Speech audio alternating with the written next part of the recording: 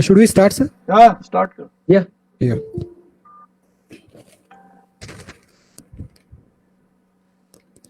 A very good afternoon to all. Dr. S.S. Pushatkar. Oh, sir.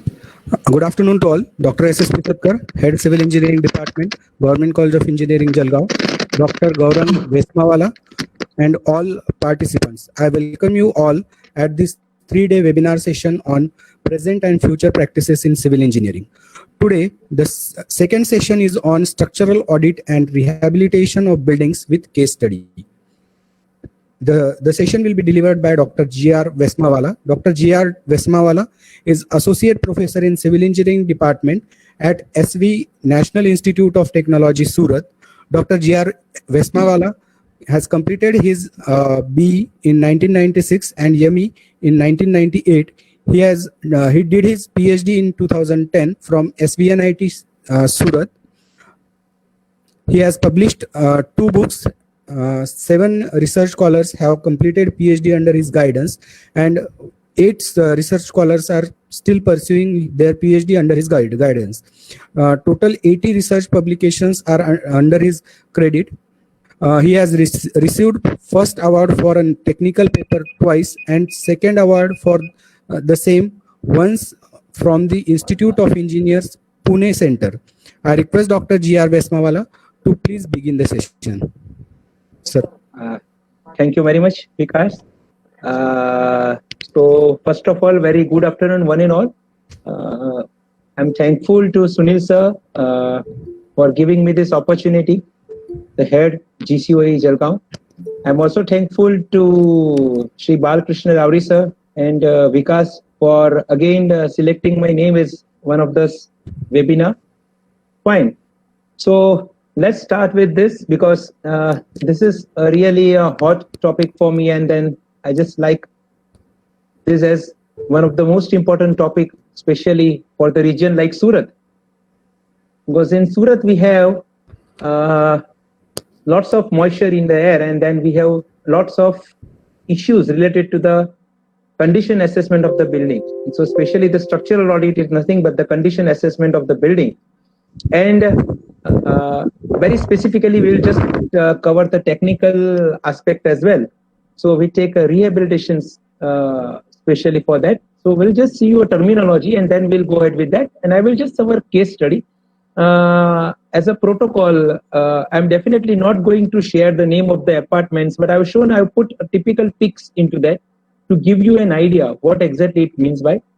So if you see the flow of our presentation, it will go like we have introductions, then we have a terminology, basic part of that, it's a terminology, and what exactly we are going to cover, definition, need and purpose, why structural audit is important, as a part of structural audit, what is visual inspection, non-destructive testing, some case study as I told you, and then finally materials. So I just try to cover what I used to cover a particular subject for the structural audit that I am trying to comprise in a one particular session. Fine. So why it is required, why it is mandatory? Let's start from that. So we have very old buildings where the strength of the building is reduced from day to day. Sir, presentation presentation is not looking at here. Okay, 1 minute. It's there. Presentation is not there. Yeah. Okay. Okay, I have to pin it. Okay, I will see. You just do it because I have already shared it. I will just try again. Let's see. No, it's only your. This is coming. Oh. Now it is presenting. Now it is presenting. No, oh, sorry. Okay, no issue. I'll just one slide. I just do it again. No issue. Now it is visible, Vikash. It is visible now, sir. It is visible. Okay. Thank you very much. Okay. I thought it is because it's showing the stop sharing button downside. So I thought it is sharing now. Okay. Okay, fine. I think now it is visible. Yes, sir. Fine. Okay. So as I told you, I just repeat it again that the basic content where the basic title is something like this: audit and rehabilitation of the buildings. And we start with the terminology, definition, need and purpose of the audit, visual inspection, NDT, and then finally we reach to a case study and materials. So we have a very old building, especially where we start with the earlier, but where we slowly start with converting from our load bearing structure to the RC structure. And it starts when think that as the demand in the India is increased, sometimes it happens that builder or a contractor, they go with the design, they go with the construction such that this haphazard construction is such a way it's increased. And I think somewhere because of the quality control or maybe because of the less of maintenance, since last 20-30 years, we have seen so much of structural distress. Appropriate actions are required to improve the performance of the structures and restore the desired function of the structures, because we have seen many times either in Bombay or in Maharashtra or in Gujarat region, it happens that during heavy monsoon, we have seen that some of the structures get collapsed. We have an unfortunate scene as well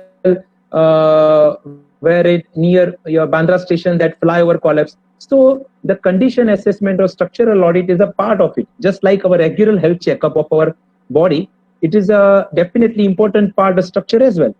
So for our existing building, not only structural audit, after that, I think the maintenance, the repair work is also required to just prolong the life of the building. Now, always there is a little confusion about this terminology, but to be very specific, if we just see the 4R, the repair, the rehabilitation, restoration, and retrofitting, so this word should be used very technically.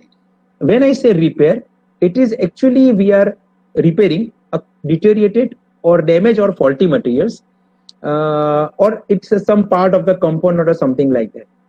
And at the same time, the rehabilitation is a modifying structure to a usable condition. Now, as far as the civil engineer, the structural engineers are concerned, or the persons who are doing the repair or they are involved in the work of the structural rehabilitation or structural audit, they use both the words frequently with the same meaning. So basically, when we say repair, we talk about maybe leakages or small dampness kind of issue they want to solve it. Or sometimes it happens that some paint peeling or some spelling of plaster or something to be repaired, or a diagonal crack in the wall because of earthquake or something to be. So when we talk about a non-structural member, it is called as a repair. But when we are talking about a structural member, maybe beam, column, foundation sometimes, and slab, we call it as the rehabilitation. So in my today's topic, I will just put a word of rehabilitation because that is what technically it can be used. The next word is the restoration. So the process of re-establishing the original appearance, shape, and material. So if I want to give a strength to a Red Fort or say Taj Mahal or any heritage building in our city, it is to be restored because their original look, original appearance should not damage. So that is what the basic funda is. And you can say that sometimes some structural engineers use the word as a restoration as to get or keep the building or keep the column or beam in intact condition and keep it in the original form as it is, as it was constructed long back. You can, but the actual restoration words come from that. And the last and the most important, the retrofitting.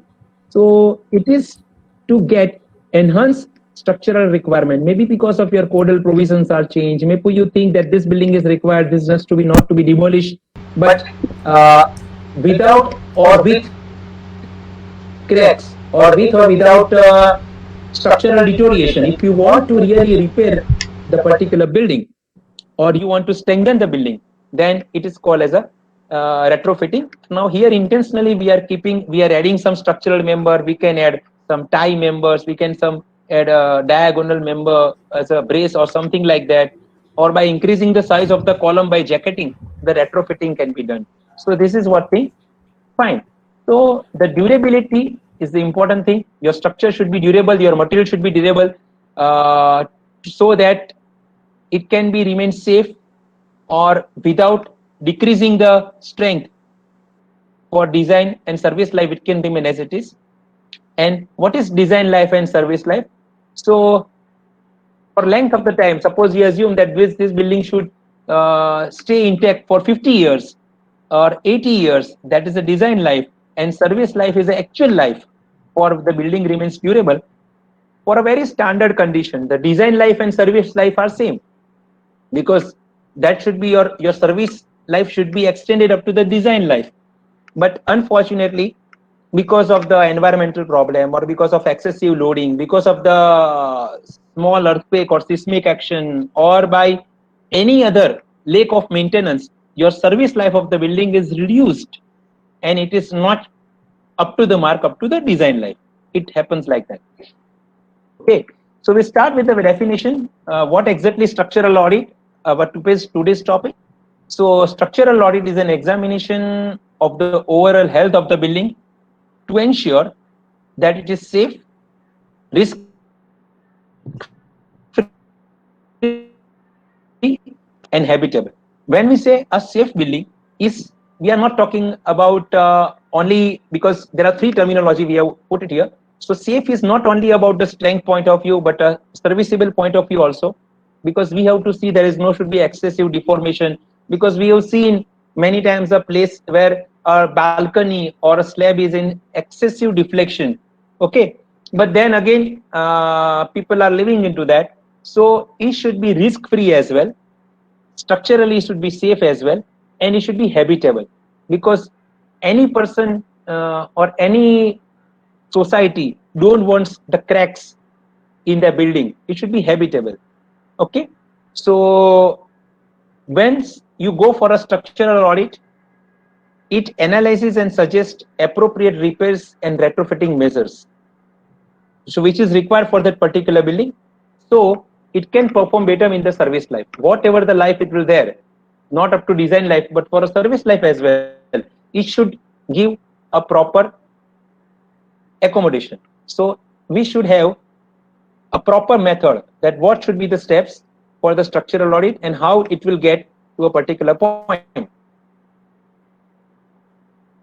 So the purpose of the structural audit is to identify the repairs, and in any case, if there is a deterioration in the building, there are some elements which are in distress condition, they having cracks, minor cracks, major cracks, then you should require immediate repair or renovation, or something which is not possible, then replacement of complete that element if it is possible. Okay, this is very important that structural audits are performed by licensed consultants who have the required expertise in civil construction, and they should be empaneled with any of the government authority. So because many times like Surat Municipal Corporation from Gujarat, they always ask a public a structural audit report, or they find that the building should be safe, they have to put a certificate for that. Okay, so now if a person is empaneled with the government authorities, then his or her certificate is valid. If we talk about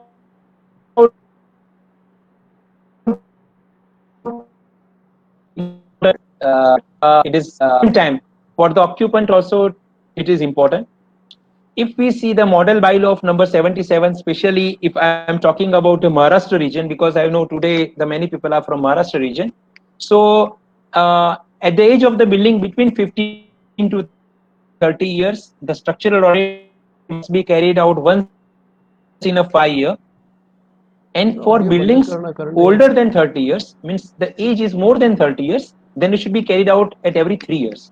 Okay, so there is always some issue that how long your certificate is valid, and what are the frequency where the building or a structure or the owner of the society or the person has to ask for the structural audit from any empanel consultant. So this is the basic logic. These rules are more or less same for Gujarat as well. So up to 15 years, it's okay. And then more than 30 years, up 15 to 30 years, once in a 5 year. And more than 30 years, it's once in a 3 year. The purpose is very simple.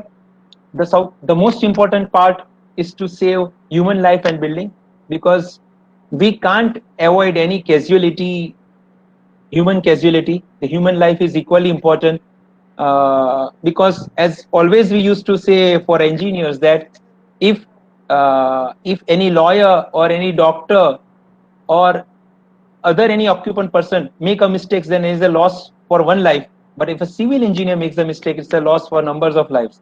So human life is always very important. The most important part is to understand the condition of the building.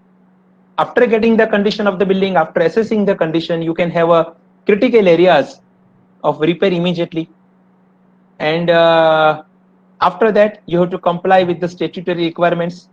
If you think your building is also high, good, it's no cracks, nothing is good, your building has already crossed 20 years and not a single crack is there, the society is very fine, they are maintaining their building very well, they are doing regular repairing or small minor repairing they are doing, and they are doing continuously color work or something is there. If they found any leakage, they repair it. Then also, to comply the structure statutory requirements, they have to go for that. Okay. And finally, after ultimately you're strengthening, you gives vitamin A, B, C, D, E, F to your building. The life cycle of the building is increased. Okay. And you can prevent or any repair or retrofitting into the building. Okay. Now, basically, these are the structural distress. What is mentioned on the right hand side is a basic heavy distress crack, that cracking of RC member, the spalling of concrete, corrosion of reinforcement bars, rebars, excessive deflection in the slab, okay, the settlement of foundation, and deflection in the balcony. So these are the major issues which we have to deal when we are going for a structural audit. And the water stagnation, seepages and leakages, paint peeling, the plaster break off, fungus growth, cracking of any external rendering, and the growth of vegetation.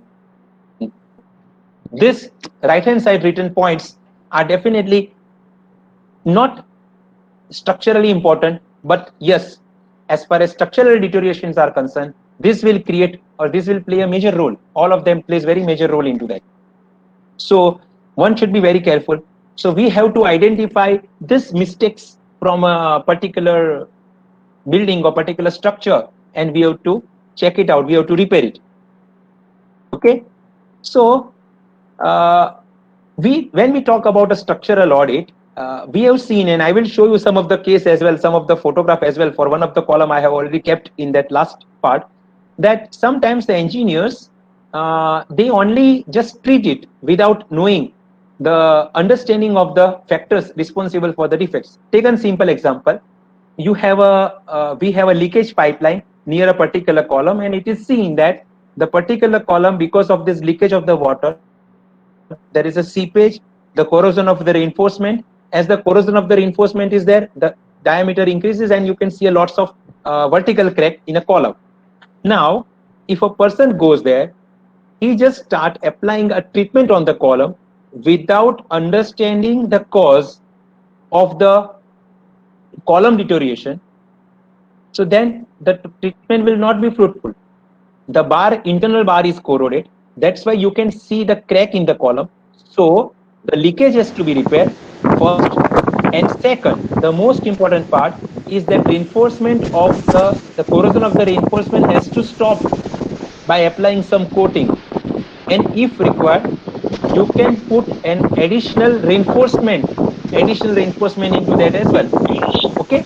So the repair strategy should be important, and it is that only patch up or only the beauty treatment, top beauty treatment is not sufficient. Okay. So again, we have to very careful when we are going for any audit or when we are going for any repairing measures. Okay. Now, really, if you want to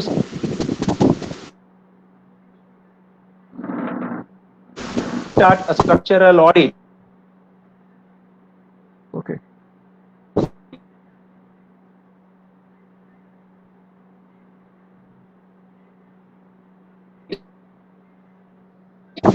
then requirement audit. Now, as I said, how we can do this structural audit. So, Vikasi, I think there is some noise, extra noise is coming. Can you mute all the Yeah, other mute, people? mute, Okay, mute. thank you. Okay. So there is a structural audit is carried out in following stages. We have basically 4 steps I've taken. The preliminary inspection, where you have a data collection and planning of the particular building or structure you can carry it out. The second part is a visual inspection. This visual inspection is don't have any scientific proofs, but this part is the most important part in the structural audit. So I will definitely give the more than 50% weightage, 50 to 70% weightages to the visual inspection. Then the next is field and laboratory testing, where you have a non-destructive testing will be there carried out on the field, or sometimes you take out some sample from the building or structure and then you check it on the laboratory. So it's a non-destructive test with testing as well as destructive testing will be there. And the last one is the method and material, which method and material you should select for rehabilitation. So this is what the forthcoming flow of our part. Okay, so let's start with the very first part, because now my entire presentation will be divided in this 4 category. So let's start with the very first part, that is the preliminary inspection. Suppose somebody has asked for a structural audit or condition assessment of a particular structure, then what basic information you should start with this?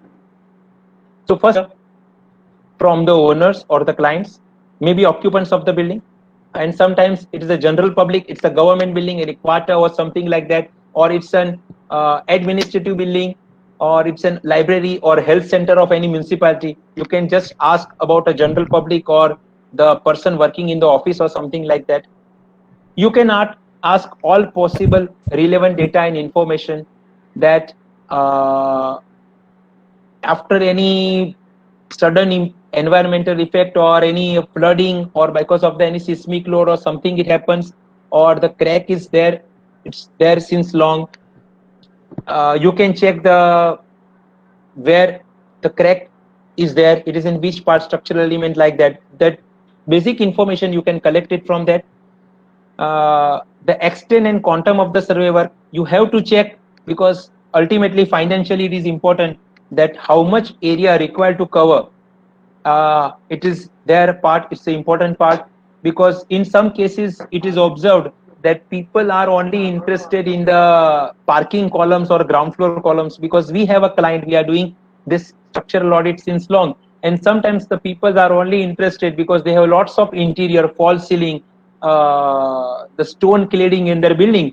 So even they don't want that the flat should be checked, but then ultimately they are only interested about the parking columns. So the extent and quantum of the survey work can be selected. The approx time required for the survey, depending upon your visual inspection, non-destructive testing, what is the total time required for your condition survey, so basically structural audit as a whole or as a preliminary survey.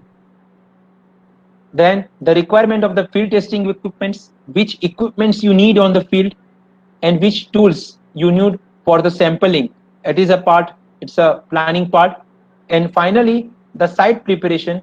Sometimes you need a scaffold, you need a working platform, because you want to assess some structural component which are at particular height. So you have to put some additional scaffolding or something. So that basic information you should see or you should ask to owners or clients. After defining the scope of work, you can have a consultation with the client or owner. You can just mention these are the total scope of work, this is the quantum of survey work, and this is the things which I have to put from my side. Once the work is done, everything, I think monitoring terms as well as the financially, and then the time duration and everything is fixed, you can start the collecting information from a client. So when you are going for a condition survey, first visual inspection for a particular structure, these informations are required. The first and the most important is the period of construction, because many times we have observed that we have a very large deterioration of the building. Especially we have seen the buildings near Vapi area. Those who are aware about Valsad and Vapi region near between Surat and Mumbai, and some which is between Surat and Ahmedabad, the Bharuch region, where the period of construction was of the year where cements are just available just like as a rationing. So they have a particular quota. They have to do their construction in that particular lot only. So what we have observed, the buildings constructed during the 70s and 80s, when we are doing the any audit right now, we literally see that cement is less in their mortar or concrete. We literally found the cement consumption or cement used is very less. So the period of construction is important. Sometimes you can ask the architectural and structural and as-built drawings. If there is a registered society, you will get all of that, because then finally you need to put your markings into that. You have to find out what is the exposure condition of the structure, because in Surat we are suffering from the frequent flood, and it is observed that the buildings going under the flood condition in the basement columns or at the ground story, the lower part of the column, especially the 3 feet or to 6 feet, the parking columns 3 feet to 6 feet, they are severely deteriorated. And this what we have observed after flood, because the water is stagnant there for 3 to 4 days because of heavy flood conditions. And we have literally seen that only that 6 feet part, suppose that building is submerged, parking columns are submerged in the water for flood water for 6 feet, we have literally seen the equal deterioration in all the columns. So this is what exposed condition of the structure. Design versus present use of the structure, because it happens that the building is designed as a residential building and then it is used as a some other purpose. So again, you can check that previous changes, if in use any. So it is also my personal experience that people, they are converting their balcony into the rooms. Okay, so when there is an extended balcony, they put a wall, they construct the wall on the outer railing, and then all people do that. We have a cantilever structure. We used to tell them you cannot have a balcony there, but they are just enjoying, they're increasing the room size, and they put their parapet wall, they extended parapet wall up to the slab, they make a room, and then some intelligent people are there, they put a very heavy cupboard over there, because then ultimately it is converted to the room. So it is a cantilever part. So you can check any previous changes or what they have made in a building. Record of the structural changes. We have so many examples where because of the interior, people reinforcements are cut and they put a false ceiling and they increase the room size like anything. So again, structural changes is equally dangerous. Okay, so that should be avoided. We should ask them whether you had any structural changes. Fortunately, the peoples are at least good that they are not removing the columns, they are only removing the beams. So that can be checked. The record of the first occurrence of the deterioration, it is equally important. Details of earlier repairs, because sometimes the buildings are repaired, maybe cosmetic or maybe detailed repair are there, and again after repair, if the column is again deteriorated, then it's to be checked again. So earlier repairs, anything. Then any previous investigations or condition survey carried out by any other structural engineer, or even if you have carried out, then you have a report of that. But if any other engineers has carried out, you can ask a report for that, any investigation, because really it is interesting, because people go for the structural audit, but then they are not going for the repairing of the rehabilitation of the building. They just took a report, they submit it, and they just do 1, 2, 3. So earlier treatments are equally important, whether the crack is old cracks or new cracks are equally important. And you can ask the causes of the distress, especially the owner or client. If you see a particular case, then you can always ask that. So basically the 2 steps will be there. The first is a simple visual survey. You can take a hammer, light hammer, simple hammer, not our rebound hammer, but a seeker take a light hammer and tap to a particular structural element to check the soundness of the structural members. When you get a hollow sound, when you get not a solid sound, then you just think about that the plaster is coming out from the particular column or beam or slab, and then you can start working on it. And to get a detailed analysis, you can do a complex visual survey, and the non-destructive test will be added to that, just like a rebound hammer or ultrasonic pulse velocity test. So the simple visual survey with the hammer tapping and the complex visual survey with the NDT will definitely finally bring up to a best structural audit report.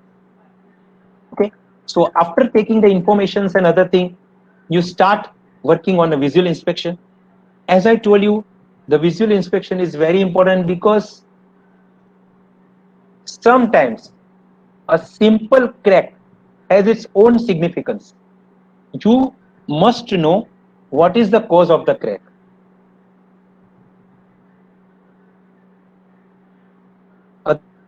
Otherwise, the complete audit report or the we are prescribing for that particular crack will be useless. Okay, so we start with the first milestone, that is a visual inspection. We just recognize the structural defects. I am showing you after this particular slide, I will show what kind of structural defects you can see in a particular building and how you can identify it. You can identify the sign of material deterioration. Okay, you can just identify structural distress or deformation, cracks or displacement or deformation. You can find it out. Again, extra alteration or addition, you have to see. If it is not mentioned by the client, then you have to identify where your extra addition or alterations are carried out by client or owner. And any crack, stress mark, damp spot, or any unusual touch on a surface, you should carefully observe, okay, to get a proper assessment of your building.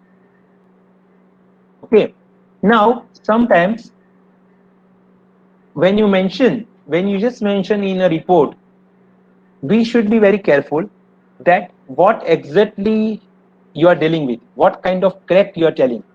Okay, so we used to say crack means crack. Generally, it's a thin crack or wide cracks or deep cracks or shallow cracks.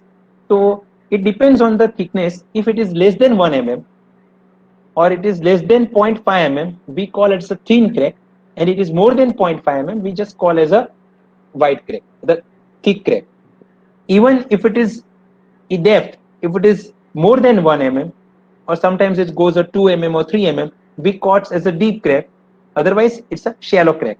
So, if we talk about the crazing, you can see, if you have just assess your this particular presentation on your laptop or something, then you can see very fine cracks are seen on a particular road surface.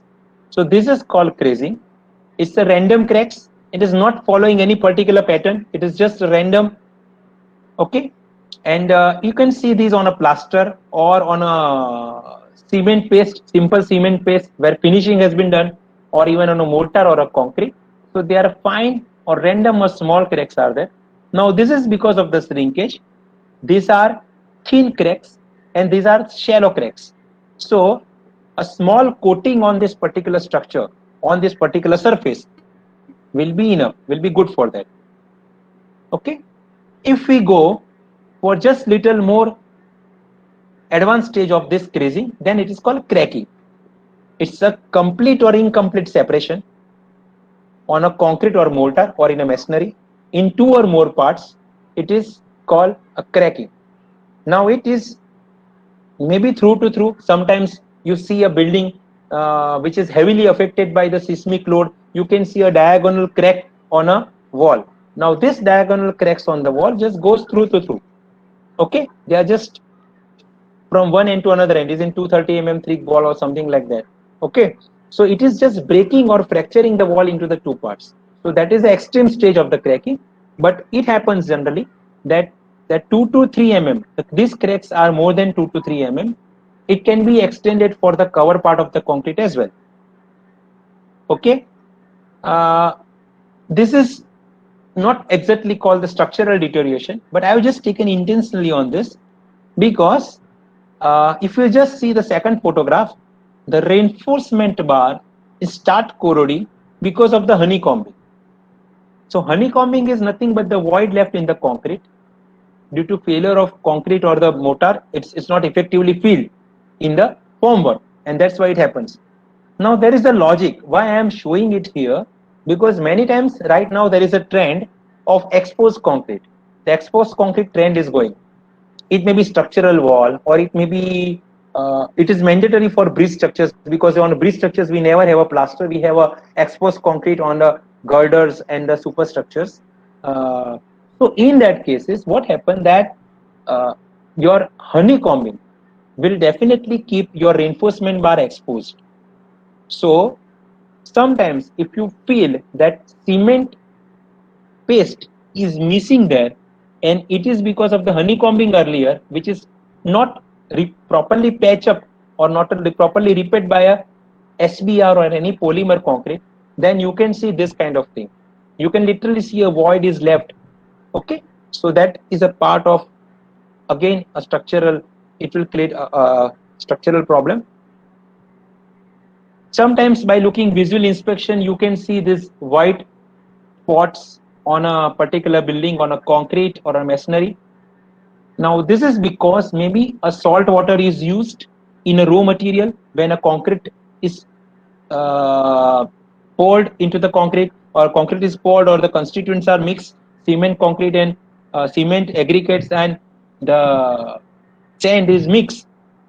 Maybe the salty water is used with lots of salt content, or maybe in curing it is used, or especially if you see a second figure in the brick, maybe because it's already exposed surface, exposed brick is there, so in brick making only the salt water is used. So this is because of the effluence.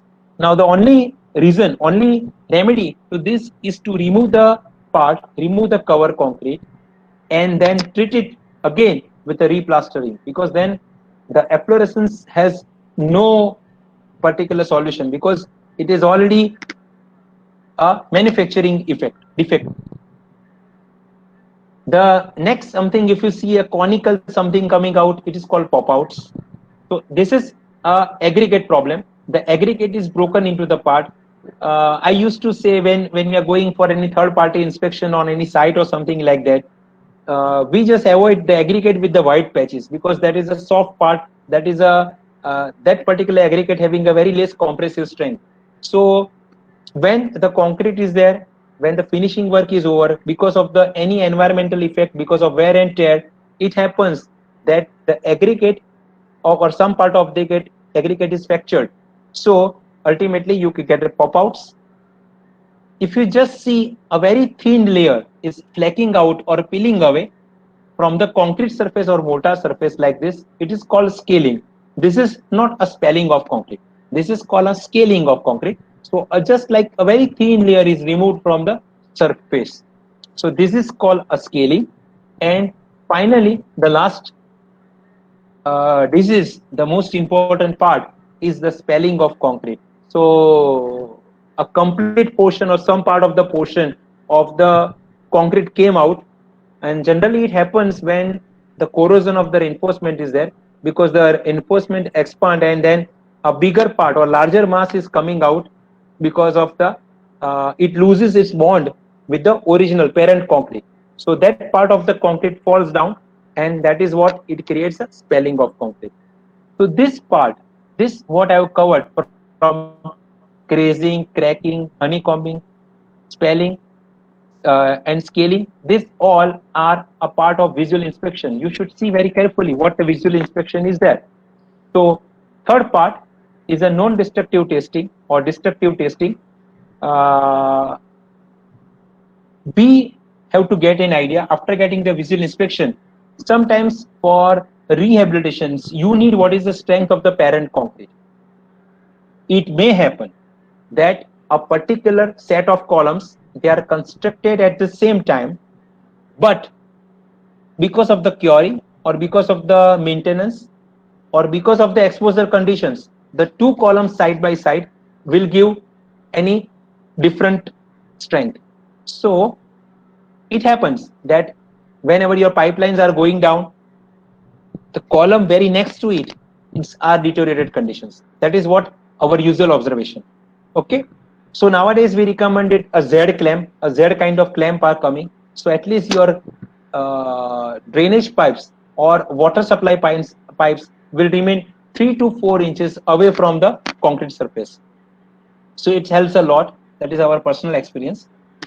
So after writing their visual comments, just like pulse checking kind of thing, like a doctor, now we have to start taking or measuring the heartbeats.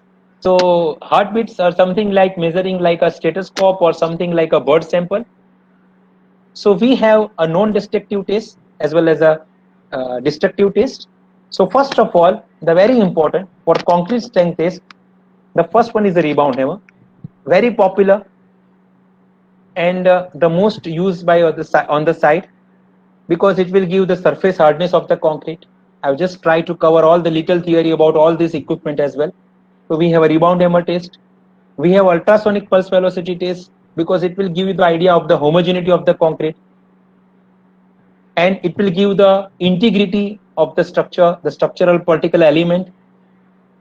There are some equations available which will give you an idea from UPV, the velocity of test, the electromagnetic wave speed, they give the concrete strength. But again, that has to be checked and validated, because the UPV test is basically is to check the homogeneity of the concrete. It will give how much your concrete is homogeneous. The third one is the core sampling and testing.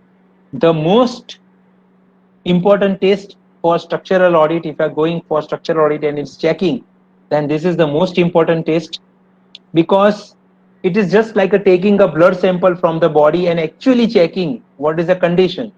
Okay, just like we have a corona nowadays, so similar kind of thing, something by the symptoms you predict is different thing, by problem in the breathing or fever, that is a different thing, but actually taking a sample and test is a different thing.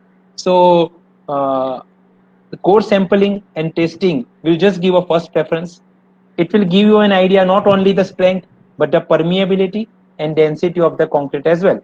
Even we will see all the thing in coming slides.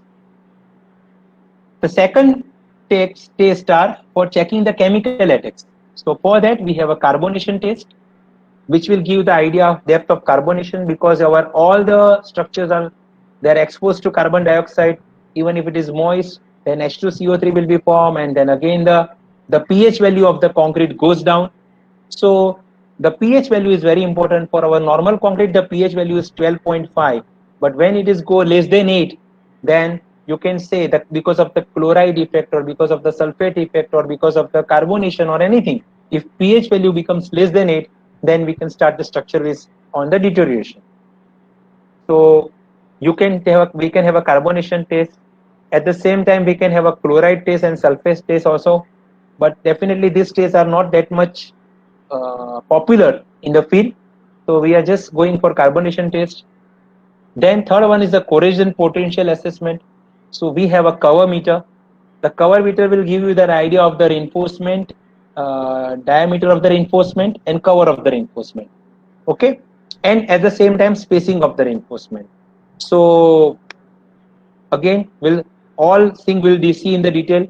Then half cell method to get the probability of the corrosion in the embedded steel, which is already embedded in their concrete or in the column or beam. And the last one is the permeability, to check the permeability of concrete. So suppose you have taken a core from a particular column, then you can check a permeability test on that core sample as well, because of the water permeability, or there is a gas permeability is also available. We call it as the air permeability test is also available. So we can check the density of that. Now this all test, how many tests you want to conduct, what is the scope of the study that any structural engineer should define in the beginning of the project. Because starting the cheapest test is the rebound hammer, and as you go ahead, maybe you can take a carbonation test also as a cheap part, but when you go for a core cutting or half shell method or cover method or UPV, then all these tests will increase definitely the cost of the particular project or structural audit. And again, If you want to check only homogeneity or integrity, then you can go for or even crack depth measurement you can do with the ultrasonic pulse velocity. So this is all non-destructive testing. Hole testing, again, I'm showing you here. So as a part of checking the compressive strength. And the last one is overload testing. Sometimes it happens in our regular building as well.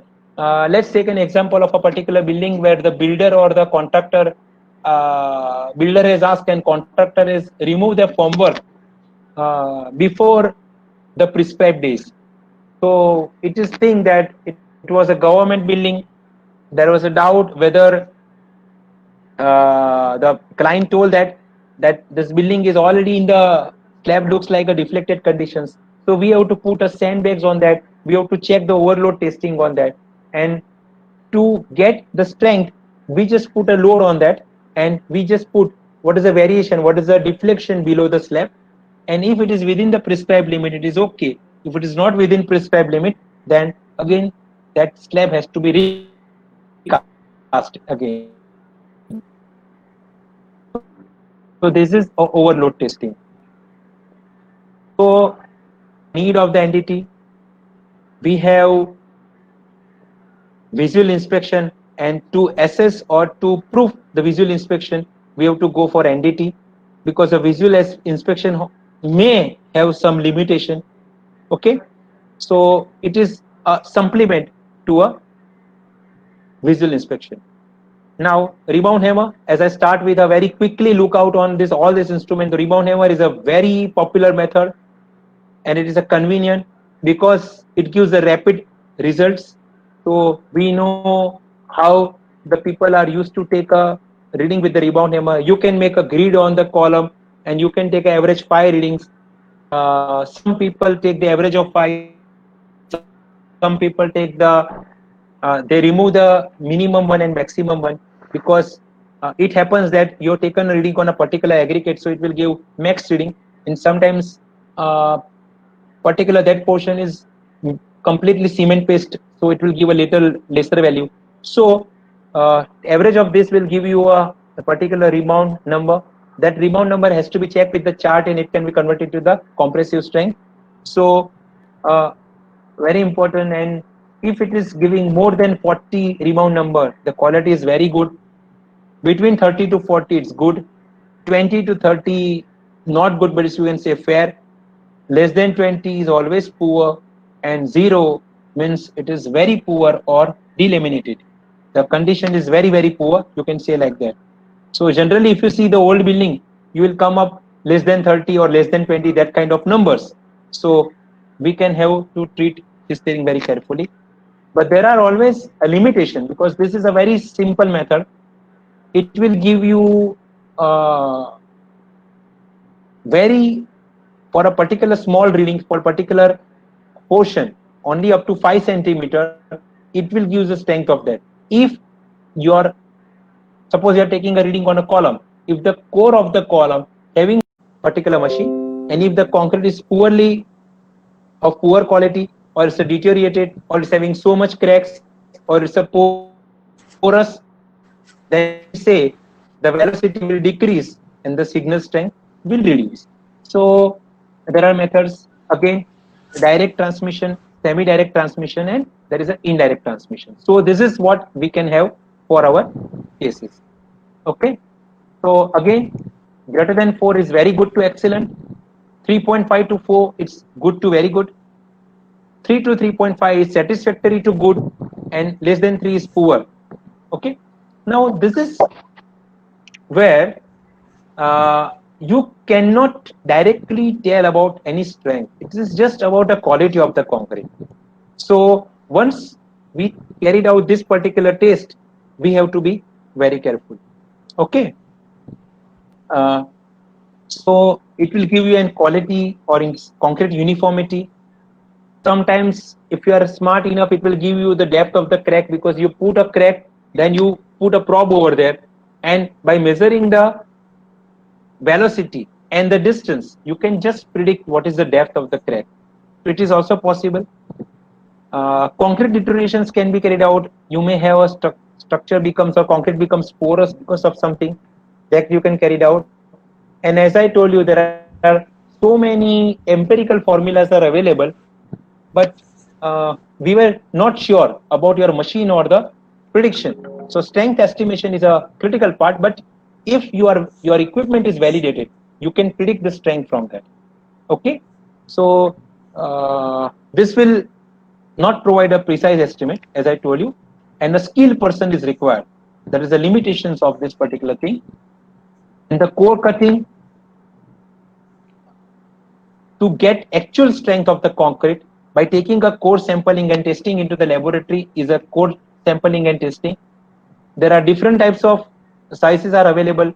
You can just cut it with the rotary tool wherever it is required. You can take it up to 50 mm, 75 mm or 100 mm core. But the important part is that you should see it very carefully. So when you are taking the core with the help of core cutter, with the rebar locator, you just check the grid of the reinforcement into a column or in a particular beam. Okay, or sometimes you are taking on the slab, then with the cover meter you should check what is the position of the reinforcement that are embedded into the concrete, and then you should put a core into that, because we should try that there should be no reinforcement cut during this core cutting. Okay, fine. This core cutting, you can just check it. You can just have a sulfur coating on a top and bottom, and you can test in the lab. But it is important that your height by diameter ratio should be always greater than 1. Okay, so it should be greater than 1. If your height cut of the core sample is less than the diameter, then the core is useless as per the Indian codes. Then you have to put the core into the soft water. You have to cap with a molten sulfur cap, and then you should finish it in a perpendicular. They should make it finishes which are perpendicular to the surface and the top and bottom line specially, and then you can test it in the compression testing machine. So as I told you, for road we have a bigger size of core, maybe 150 mm dia or something, or maybe you can have a 100 mm 4 inch or 75 or 25 mm. So 2 inches, 3 inches and 4 inches core sizes available. So core should be cut. Now this particular core, you can just check a UPV on that as well. You can see a core sample here. So you can check the UPV also here, and you can check what is the compression strength of actual core. So you can just give an idea. It will just give you an idea what is UPV, velocity, and what is the compression strength. So you can just validate your UPV test also with this, and you will get an idea for any other UPV reading as well.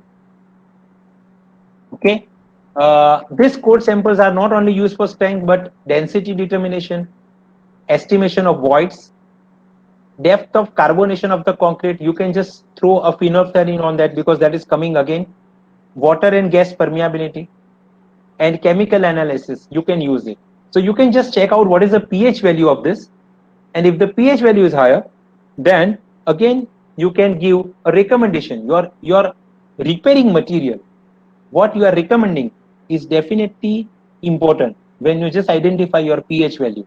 So chloride content and other things are important when you assess this core cutting sample.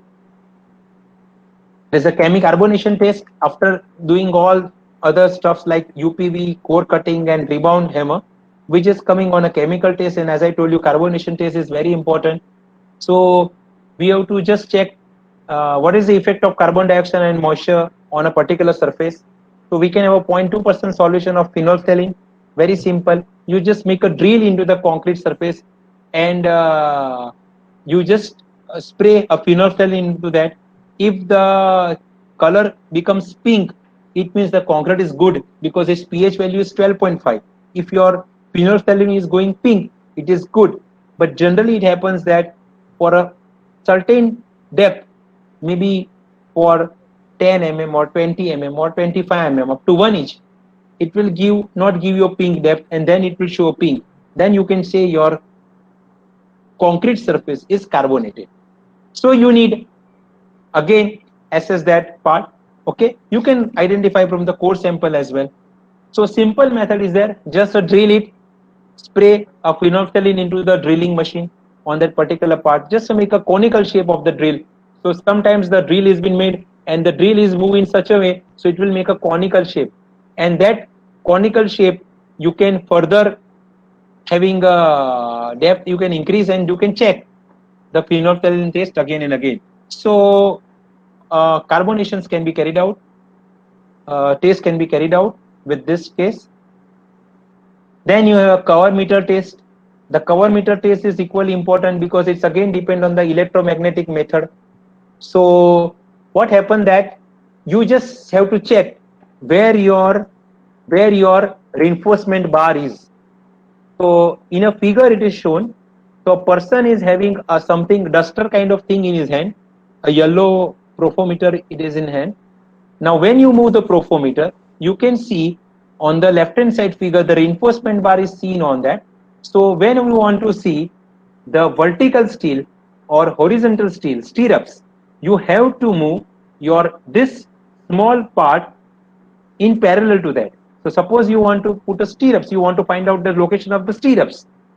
Then you put this bar as an horizontal condition and you slowly move that part in the downward direction. Now when you start the signal, the electromagnetic waves coming from the going out from this particular instruments and they are just reflecting back with the steel surface, it will give you a total idea. So when your this sensor is exactly in the front of the bar, it will give the minimum distance. Suppose they are placed diagonally, then they will give a little more distance. But when this sensor is coming exactly in the front of the reinforcement, it will give the minimum distance, and that minimum distance is your cover. Then you have to press one switch into the profometer or this scanner. It will give the diameter of the bar. All the scanners are not giving diameter of the bars, but I am using this profometer. This profometer is giving the diameter of the bars with the cover as well. So this will actually call our cover meter, but sometimes you will get an idea. Now you can see the person is taking a vertical and horizontal and he is marking on the column. Now this will give you an idea. Suppose you want to take a core from this particular column or something you taste. Suppose you want to take out the plaster from this particular column and you want to assess the strength of the original concrete, then this grid is helpful. So cover meter is helpful in this fashion. Then to get an idea about the corrosion of the reinforcement bar which are already embedded, the half cell electric potential method is used. So we have a 2-cell anode and cathode.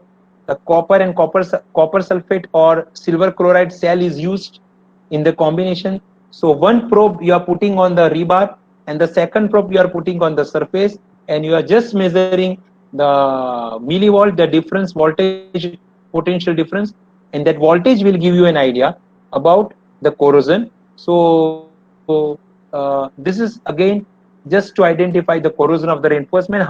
Yes, it is directly seen with our naked eye, but it will give you an idea. So if your current is coming as shown in the figure, your current where one is connected with your steel probe and the second part is connected on the concrete surface, moist concrete surface, definitely. And if you use the copper sulfate electrode, then if your potential difference is more negative, it is less than minus 350, minus 370, minus 380, like that, then it is probable that your structure is corroded more than 95%. If it is between minus 200 to minus 350, you can say it is a 50% corrosion. And if it is less than minus 200, there are less than 5% corrosion. So this negative number, this potential difference is good if it is a less number, it is a lesser number. So it is a half cell electric potential range. Okay.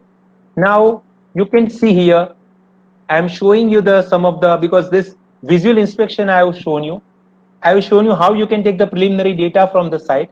Then we take a visual inspection. After getting the visual inspections, we have seen the test, rebound hammer, UPV, carbonations, core cutting, and etc. Now actually how you can see.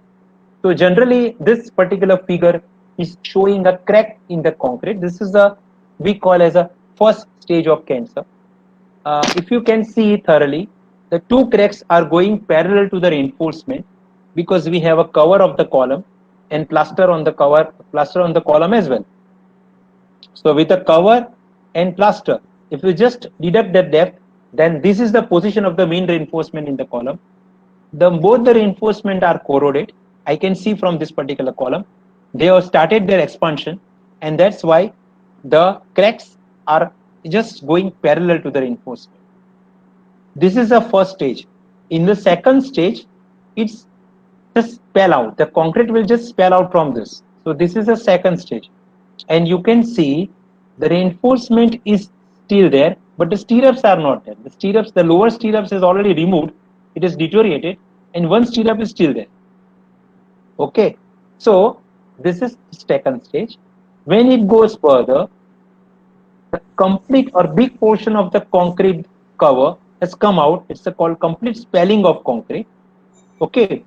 Now this is literally a third stage. Only the core of the column is taking the strength. Okay. So this is literally dangerous. Now you have to go for a major strengthening of this. And the fourth stage is highly dangerous, where your complete bar is exposed and there are no stirrups. The stirrups were there, but it is removed. You can see there is where my mouse is. Only some part of the stirrups is there, and the lower part as well, some part of the stirrups is there. Otherwise, the complete stirrup is removed, and then the bar is exposed. We can see too much number of bars because it is coming from the foundation. It's the base of the column, so there is some lapping here. So that's why you can see the more number of bars here, because it happens near the lapping part. So this is a figure for that.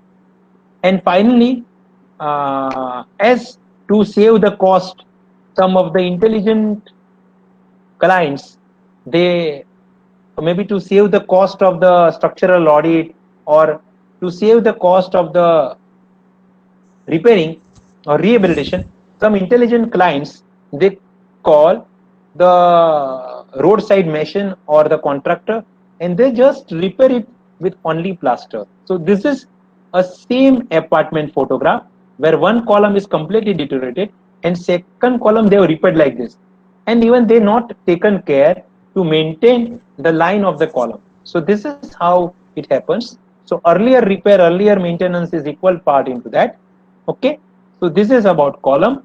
Similarly, you can see in the slab as well. This is the first stage where you can see a small patches or slab is there. It shows that the water is percolating or the seepage is coming or the dampness is coming on the top surface.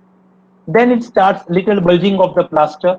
Second stage where crack is little initiated. If you just knock it with the hammer, the complete portion of the second figure will come down because it's already coming. It loses contact with the parent material and then it's come down. The third part is little spelling, and the fourth part is the major deterioration. Now it happens. There is an unfortunate incident happen in building at near Goldo Road at Kannaya Palace. The one person who is doing their maintenance on the 6th floor, and they were just starting to removing his tiles because they want to fix some good granite stone into his flat. The building is in not good condition; they're in deteriorated condition. So there is already deflection in the slab, but the person has anyway neglected it. The person staying on the flip floor giving some complaint that there is some more vibration is coming from your floor because when you are using a machine, the more vibration is coming. But anyhow, the person from the 6th floor neglected it. And in 2018, I remember this incident was happened that the slab of the 6th story literally collapsed. They just all the scrap coming on the 5th story, and then it's a progressive collapse from 6th, 5th, 4th, 2nd, 3rd, and 1st, and 1 like that. There's a progressive collapse of the story, and one person died in that particular incident. So there was a major collapse. We always used to say number of engineers because we used to give training to the executive engineers, structural engineers, deputy engineers. They are coming in our training because it's a part of their duty that they have to go undergo some training. So for Surat Municipal Corporation, we always used to tell them that as far as the structural components are concerned, the columns beams and slabs. So slabs coming on the third. The columns are first, the beams are second, and the slabs are third. But as far as the deterioration is concerned, as because of the lace cover, the slab deteriorates very fast. And especially we have seen number of cases where the terrace slab, there are lots of leakages in the terrace slab. The top slab, they are heavily deteriorated in many buildings. And we can literally see a deflection into that buildings. So this part cannot be neglected. It should be repaired carefully. There are some green buildings you can see as well. There is no griha concept or something like that, but these buildings are there. People even don't taken enough care to remove all this vegetation from the pipelines, and these buildings are called the green buildings. So for fine, you can see a lots of deterioration. This root actually ingress into the wall, into the near the your drainage line, and then further deteriorate your structure like anything. So this is typical building, a green building you can see here. And you have green terrace as well. We have a green terrace as well. So this is not intentionally making green, but it's unfortunately lots of vegetations you can see on the terrace as well. So generally people used to think that terrace is a common area, so nobody care for that. उद्या बुधवार आहे ना, टक्की बंद राहील ना. Fine, there are some other noise are coming up. Yes, yes. नाही दुरून दिलं तर. Okay, so this terrace is to be cleaned. They should be checked properly.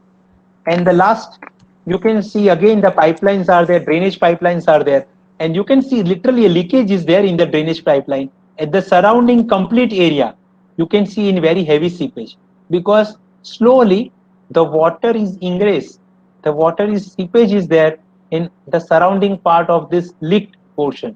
So how this drainage pipes are just creating lots of deterioration of a particular wall or particular building, that we can easily see that. So this is what it happens. Okay, now after checking all this stuff, you can give that what are the remedial measures. But then these remedial measures are important, because the first is the method and second is the material. Okay, you have to check the method, which method you are following, because then you may have a superficial repair, you may require a patch repair, or you require a principal repair where the major part of the component is to be repaired, and the last part is the major repair or restoration or replacement is coming.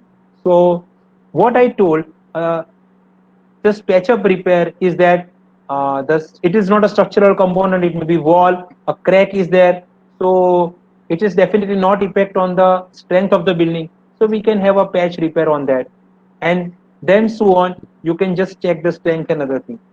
It is really dangerous that for some of the columns we have literally see a diagonal cracks in the column.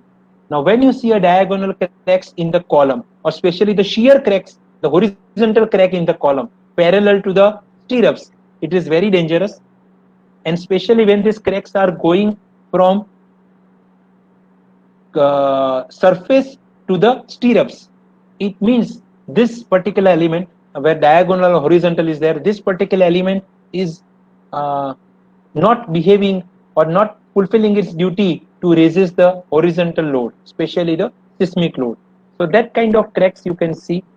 Then as a structural engineer, we also know, or as a civil engineer, where are the shear cracks. So especially in the last L by 4 portion near to the column, if you see a diagonal cracks, then or the cross cracks, they are shear cracks, it means the stirrups are not enough. You can have your provision for that when you give an additional treatment. And especially you can see the cracks in the beam bottom part going parallel to reinforcement, it is, or perpendicular to the reinforcement, it is a flexural cracks. If it is going parallel to reinforcement, it is a corrosion crack. But if it is going perpendicular to the beam, in the central part perpendicular to the beam, it is called a flexure cracks. It means there is something wrong with the bending of the beam. Okay, fine. So these are the materials. I'm just taking a quick look on that because I think I've already taken 1 hour. So the cement and cement grouts, you have a resin based repair, you have epoxy based repair, polymer, sealants and surface treatment. I already put everything into my PPT, the cement grouts, resin based, but just take a quick look on this slide only. So if we have a cement or cement grouts, our majority of the structure, they are made of cement because it's a cement concrete. Then you should see what is the parent strength of the concrete, and accordingly you can suggest when you are giving repairing technique, you have to give the proper bond between the old one and the new one, and you give the new cement, maybe OPC or something, or PPC, and cement grout accordingly. So there should be a proper bonding between the old material, the parent material, and the new material. Okay. Second is the resin. There are resin or epoxy mortars, you can say something like that. They are slow setters. They will take 12 hours to 14 hours to set, and this will help you an idea about any excellent addition is required, or sometimes high chemical resistance is required, or sometimes you want to use in the grouting of the cracks or repair of the eroded concrete, then you can go for resin based repair. Epoxy is definitely fast setting. It is sometimes start from 6 minutes to 60 minutes or 30 minutes to 60 minutes. So hardener is fixed with that. You can put it can be low viscous as well, high viscous as well. So that you can put into the fixing to the cracks of the column. So you can just put a tube into that. You can just spray epoxy into the crack surface, and you are by putting the nozzle into that, the complete crack surface is filled with the epoxy. So the two parts which are already separated by a crack, the epoxy is filled into that. So that part will become a inherent part, the single part, and it will fix together. So this is important. So wide cracks, very wide cracks in the column for a smaller region, maybe 1 feet or 2 feet, then we are always going for epoxy kind of thing. The grouting of epoxy material, you require the pumps, special pumps. So the nozzles are there.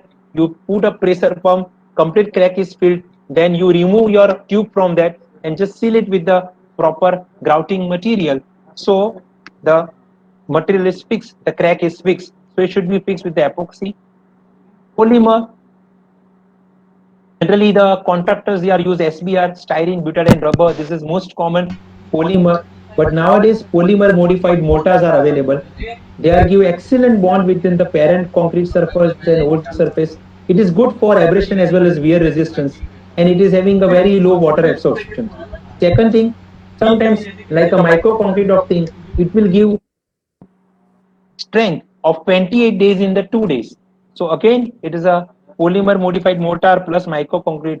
This is very standardly used material for the repairing of the rehabilitation of the old building. And last one, for especially the cracks are there, especially to protect against the passage of harmful liquid or gas, we use the sealant. The sealant is just like an injection kind of thing, where crack is just become widened. Okay, and then you just put a sealant into this. You can make a V groove of the concrete and you put a sealant into this, so it becomes like that. And especially to resist the wear and tear of the surface, or sometimes the building structure is exposed to some sulfur or chlorine, or some industries gear is like that, or sometimes your parking or something which is continuously going under wearing and tearing, then you can use surface treatment. Though the surface, after doing a proper rehabilitation of the particular structural element, you have to apply a coating into that. So if the proper coating is applied, then it will be good.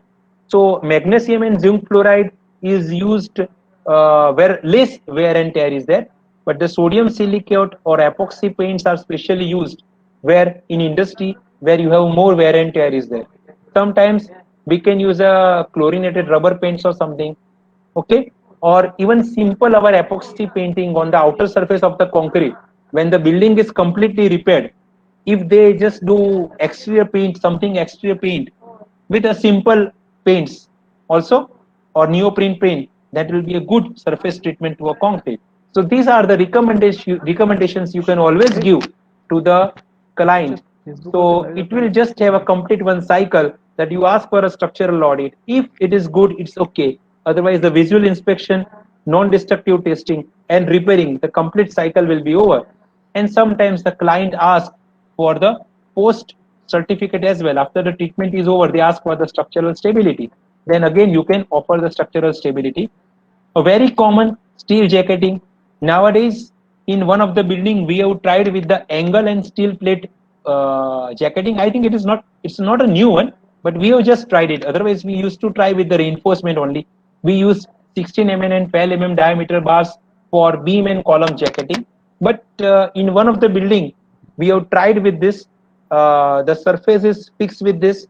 You can see here the outer part of the concrete is removed, but sometimes on existing concrete column as well, you can fix the steel angles, equal angles on four sides with the steel plates. So the confinement is important.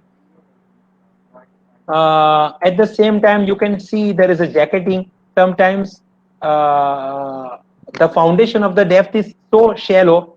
You can see there is a building, and it is not surprising that this building is required any repairing or rehabilitation work, this kind of work, because the parking you can see, and you can see there is a depth of the footing. This I have taken from the Google Baba. So this is where the depth of the footing, where the top of the footing is just 2 feet or 1.5 feet from the ground surface, and you can say there is a material is removed from top. So the footing is also jacketed, and the columns are also jacketed, definitely. And if your foundation having too much depth, so just below the ground table, you can see there is a left hand side figure. So just below the ground beam and above your existing footing, you can construct or you can make another pad kind of footing. So this requires little calculations. It depends what is the existing condition of the column. If you think that existing column can take 50% of the load, so for remaining 50% of the load, you can design this. Okay, but don't forget that this particular reinforcement is just a peripheral of your core part. Your actual load is going on the core part of the column. So your shear connectors, additional shear connectors are very important to just give you an idea how it will take the load. Now you can see here there is a shear connector in the beam as well as in the column. So in column you can see there is a shear connector where my mouse is moving. So this is only important because your load from the core column or original column going to this new reinforcement or new column constructed. So this is a part of the basic part of the jacketing.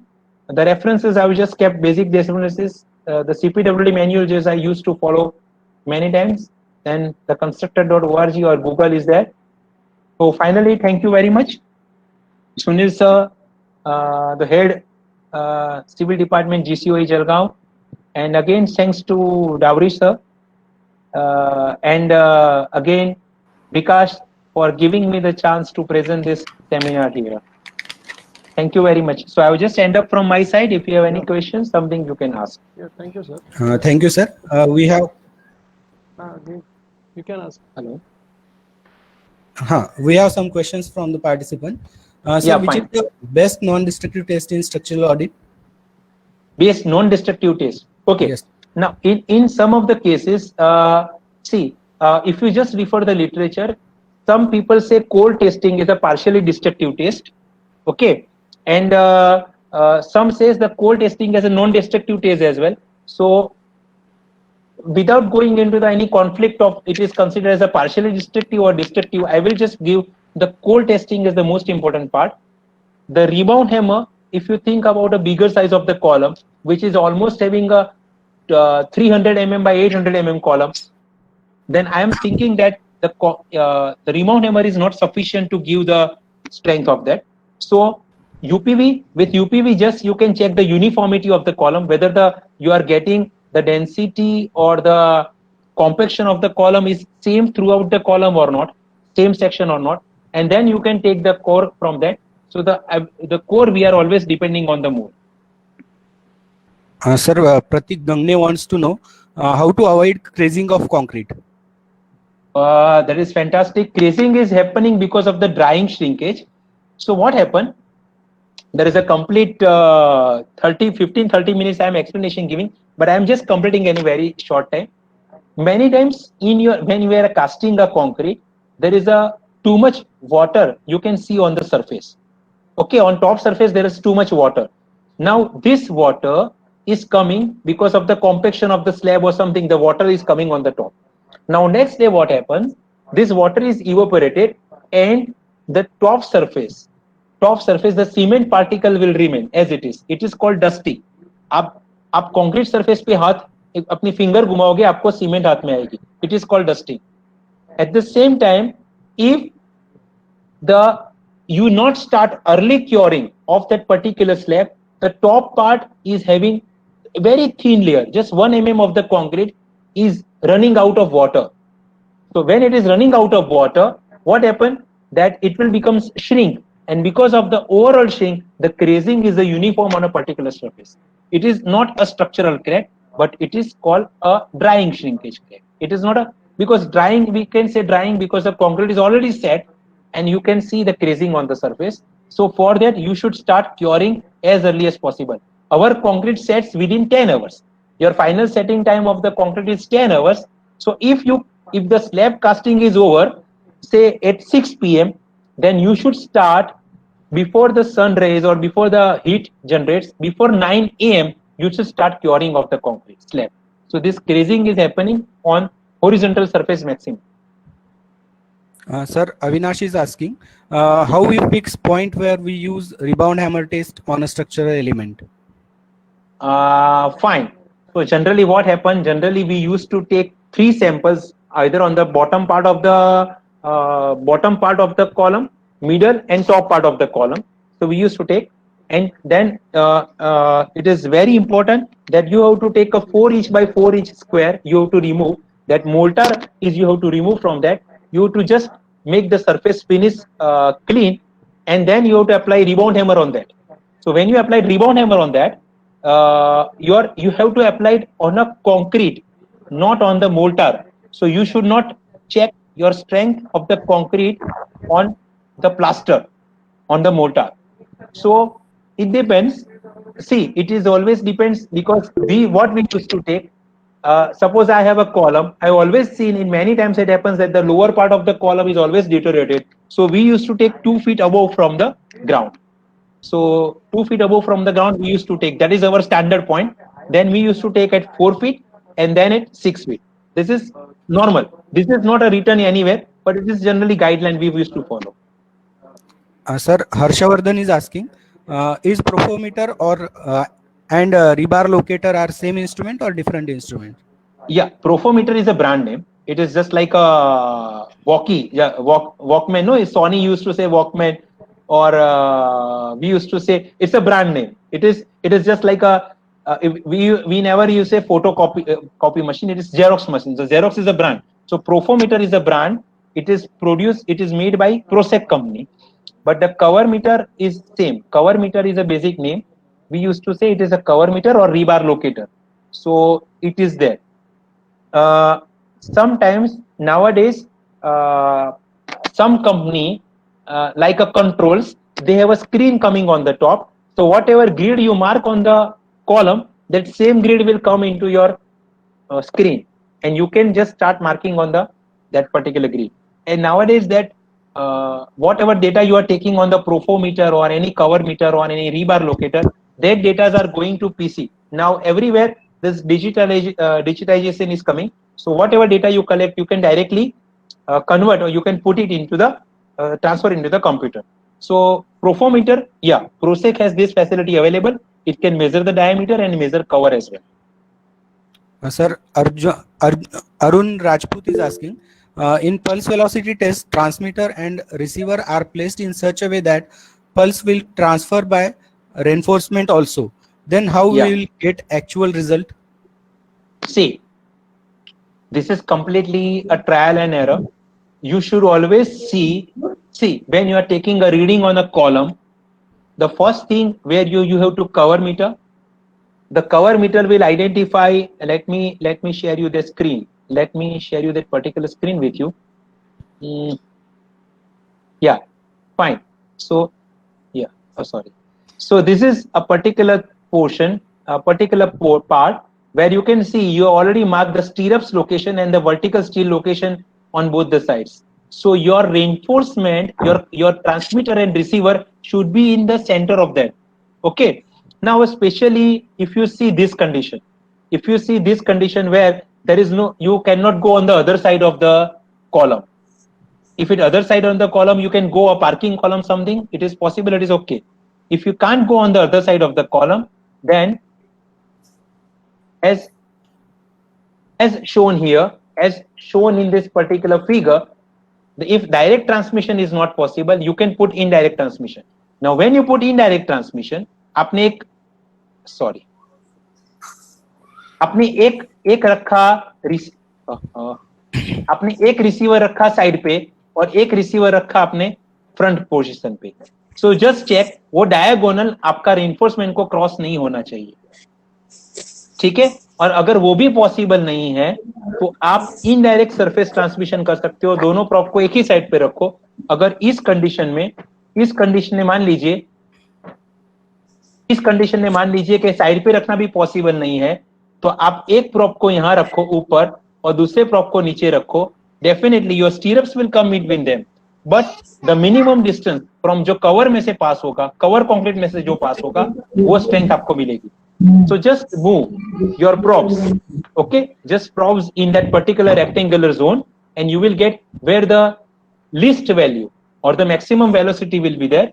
That is your correct reading. Sir, Mr. Large is having question. What is the validity of audit report? And if anything happens during that particular validity period, what to do and who will be held responsible for that? Oh. Very complicated question.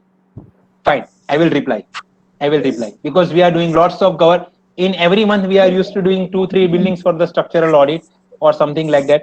First of all, you must have a confidence. Why I have shown you all this, the 5 stages of the column, the 3 stages of the slab. That is the only logic, because see, to get into the crack, because there is a special seminar on crack only. There is a 1 hour, I have just given 1 hour seminar for cracks only for cracks, to identify the cracks, their location, their position, their sizes, and to repair them. The first and the foremost important thing that you must be aware that when you are dealing with the problem, you are treating a heart patient by giving them a capsule related to the heart, not a cancer. What is exact reason for the crack? If you know that, if any engineer knows that what is the exact reason for the crack, then you are a good doctor. Okay, because there is only difference between the doctor and our structural engineer, because we patient speaks what is the problem, but our column will not speak what is the problem. So that's why we are best as far as the structural engineer are concerned. Okay, so you have to identify what is the reason for the crack. Okay, if you just identify the crack reason, then you can have a better remedy for it. The remedies are available, very clear available. So, and if you just ask for any company, either MC or ROF or Dr. Fixit, the treatment, the chemicals are available. There are n number of chemicals are available. So if you know the reason for the crack, that is the only important part, then remedies is very clear. Okay. Second is structural audit. Structural audit, who will be responsible? Let's take an example of Mr. Desai. Mr. Desai is the person who has checked your building, particular bridge, and that bridge was collapsed. Okay. In one of the report, his lawyer says that I have given the condition assessment for the 6 month, and you are using my report after 2 years. That was one of the excuse or one of the reason or one of the genuine reason told by Mr. Desai. Okay. You should always mention, depending upon the type of the structure, you should always mention the validity of your report. Your report is not a long lasting. You cannot say your report is you are giving today as on 9 June you are giving a report. This report is valid for 9 June 2021 or for 6 months or 4 months. This is the second part. The third important part, your treatment should be active. It should not passive. If there is a leakage, in your building, you have to repair leakage first, and then you have to repair a particular building. Okay. If you don't do, like take an example. I've seen many cases where there is a leakage is on the 7th floor, and the person on the 6th story is applying coating onto this top slab. No, it will not help. Still, if you don't repair the leakage on the 7th floor by removing the WC tub, by removing all the stuff from that tiles, and if you don't repair it, waterproofing it again, the problem will not solve. So active repairing is required. Don't go for passive repair. So this is the thing. And always you ask your client, if you are responsible for post treatment. Many engineers are taking the responsibility of the post treatment building. If you are responsible for that, please just check the thing, because we have seen many times contractors are genuine, the persons who are doing the work are genuine, client are genuine, structural engineers are genuine, but unfortunately all the things goes to the labor, and all these materials are water soluble, because we have to mix with the water and then we have to mix with the cement. So it is a water soluble component. So you don't know whether he has actually used 1.5 liter or just used 0.5 liter. Okay. So the supervision and workmanship plays very important role in this. So you have to be very careful. If you just take off these 4 steps, audit when you are measuring a visual observation, second, active treatment, the third is about the material use and workmanship, then and last, validity, then you can make a good audit report. That is what you have to take care. Yeah. Thank you very much, sir, for a very informative session on structure audit and retrofitting of buildings. The session will definitely help field people, students, and faculties to understand structure audit process in a better way. Thank you very much, sir. With this, Okay. I declare the session is concluded. Okay, Uh, fine. Thank you very much. The feedback. Thank you very Yeah, much. sir. I have just kept my email. I will just put my email on the last. If any person wants to have any doubt, and you can ask me on an email or something, I will just make your doubt clear. Okay, or you can ask me on a WhatsApp number. Something by my first number is a WhatsApp. When I'm using WhatsApp, you can use it. You can just check it out, and you can ask me your doubts if any. Thank you, sir. With Okay, this, thank I you. declare the session is concluded. The feedback form link is provided in the chat box.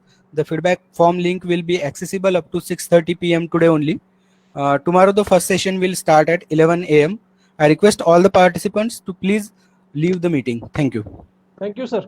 Thank you. Varun, Thank sir, you. Thank you. Thank you. Thank you very much, Ji. Thank you very much. Thank you very much. Thank you, Professor.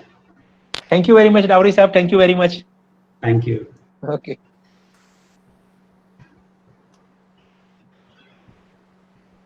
It was nice session. Thank you. Thank you very much. Sir, I will remove all the participants. Yes, yes. Okay, fine. Fine.